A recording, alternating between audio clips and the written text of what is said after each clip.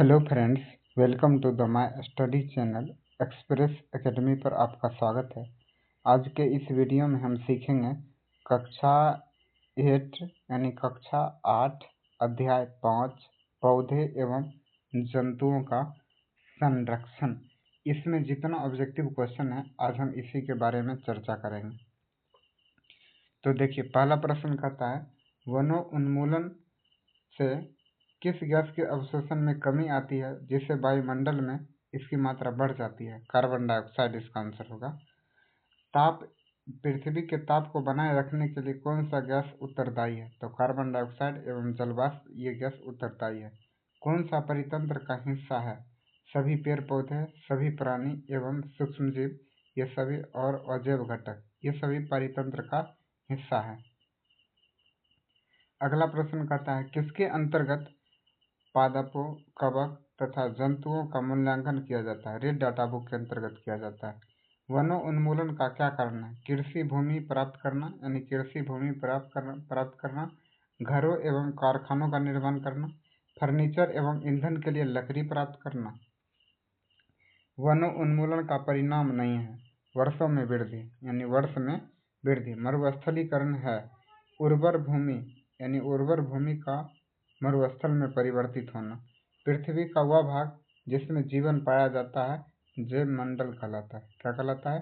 जीव मंडल। जीव मंडल पृथ्वी का वह भाग जिसमें जीवन पाया जाता है उसे जीव मंडल कहते हैं। अगला प्रश्न कहता है वह स्थान जहाँ वन प्राणियों को कृत्रिम आवास में रखा जाता है क्या कहलाता है? चिड़ियाघर कहलाता है। बाघ परियोजना का क्या उद्देश्य था?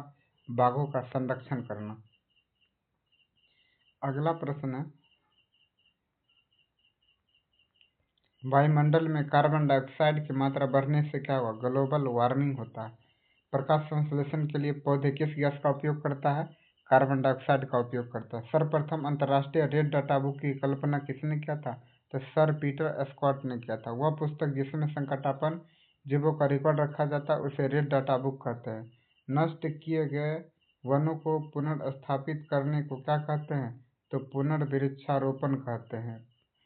अगला प्रश्न कहता है वह जीवों का वह समूह जो एक दूसरे के अंतर्जन करने में सक्षम होते हैं क्या कहलाता है? प्रजाति कहलाता है। वृक्षों की कटाई से मृदा पर क्या प्रभाव पड़ता है? मृदा की उर्वरता कम हो जाती है और मृदा की जल धारण क्षमता कम हो जाती है। मृदा अपरदन होता है। किसके द्वारा रेड डाटा बुक प्रकाशित किया जाता है? तो IUCN के द्वारा प्रकाशित किया जाता है। किसी विशेष क्षेत्र में पाए जाने वाले जंतुओं को क्या कहते हैं? प्राणी जात कहते हैं। किसी विशेष क्षेत्र में पाए जाने वाले पौधों को क्या कहते हैं? वनस्पति जात कहते हैं। वनस्पति जात कहते हैं। वायुमंडल में कार्बन डाइऑक्साइड के स्तर में वृद्धि से पृथ्वी का तापमान बढ़ता है। इस परिघटना को ग्लोबल वार्मिंग कहा जाता है। वनों उन्मूलन से वायुमंडल में किसका स्तर बढ़ता है? तो कार्बन डाइऑक्साइड का स्तर बढ़ता है। वनों उन्मूलन का प्राकृतिक कारण क्या है? दावानल, भीषण सूखा यानी दावानल और भीषण सूखा ये सब वन को हटाएंगे तो ये सब प्राकृतिक कारण हो सकता है। वन जीवन के लिए संरक्षित एवं सुरक्षित क्षेत्र क्या है? राष्ट्रीय उद्यान है, जैव मंडल संरक्षित क्षेत्र है, वन्य जंतु अभ्यारण्य। कौन पंचमढ़ी जैव मंडल आरक्षित क्षेत्र का भाग नहीं है? तो पिपरिया अभ्यारण्य। अगला प्रश्न है कौन सा मृदा अपरदन को रोकने में सहायक होता है? वृक्ष मृदा अपरदन को रोकने में सहायक होता है। कौन सा जंतु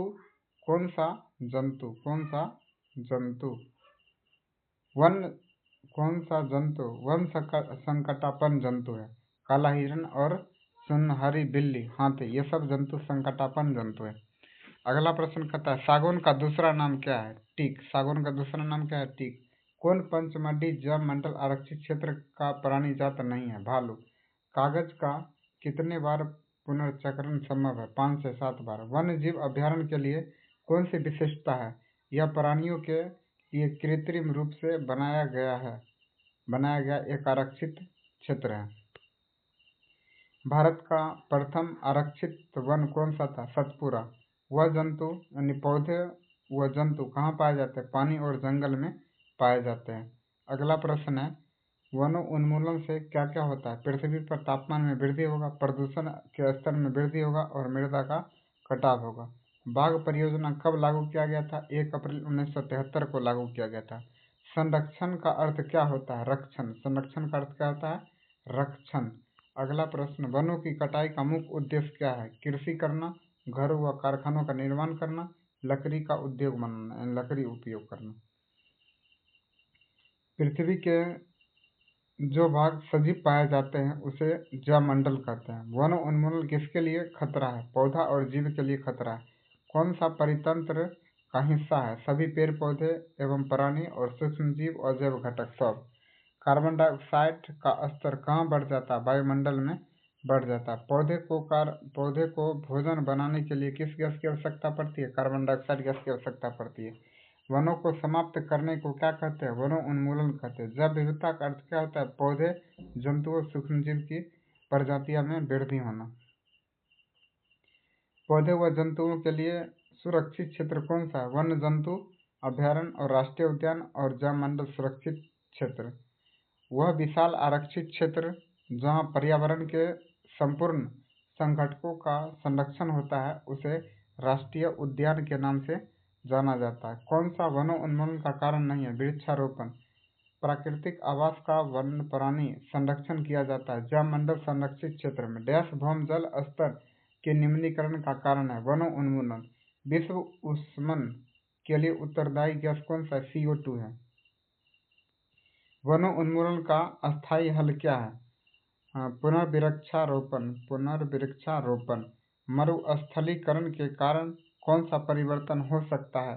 तो उपजाऊ जमीन का मरुस्थल में बदल जाना। वह क्षेत्र जिसमें जंतु अपने प्राकृतिक आवास में संरक्षित रहते हैं उसे क्या कहते हैं? उसे अभयारण्य कहते हैं। रेड डाटा बुक क्या है? वह एक पुस्तक होता है जिसमें सभी संकटापन्न प्रजातियों का रिकॉर्ड रखा जाता है। आज के इस सेशन में हम सीखे हैं चैप्टर 5 यानी NCERT विज्ञान में। आज के सेशन को यहीं पर हम समाप्त करते हैं।